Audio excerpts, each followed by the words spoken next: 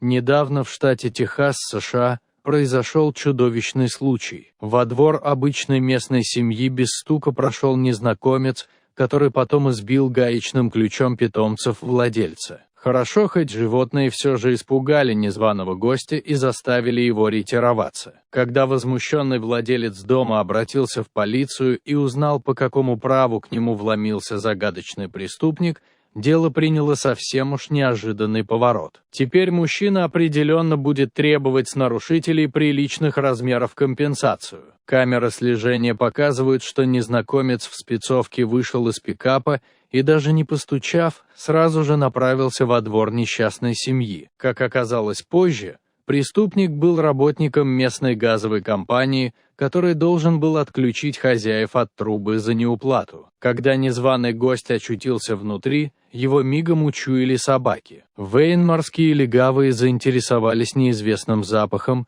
и пошли знакомиться с его источником. Судя по всему, работник попросту проигнорировал предупреждающий знак на дворовой калитке, и псы застали его врасплох. В доме в тот момент находилась лишь хозяйка с 2 детьми. Зажав рот рукой, женщина в ужасе наблюдала, как незнакомец гвоздит питомцев семьи гаечным ключом по головам. Преступник нанес собакам серьезные увечья, но сам перепугался не на шутку и быстро ретировался. Представители компании попробовали было подать на владельцев дома в суд, сказав, что неплательщики, дескать, натравили псов на их работника. Но тут всплыли интересные подробности. Во-первых, мужчина проник в дом без всякого предупреждения, не захотев даже постучать в дверь. А во-вторых, что самое интересное, выяснилось, никаких долгов у хозяев нет. Долги супругов оказались следствием сбоя в компьютерной сети компании. Теперь уже владельцам фирмы пришлось быстро идти на попятную,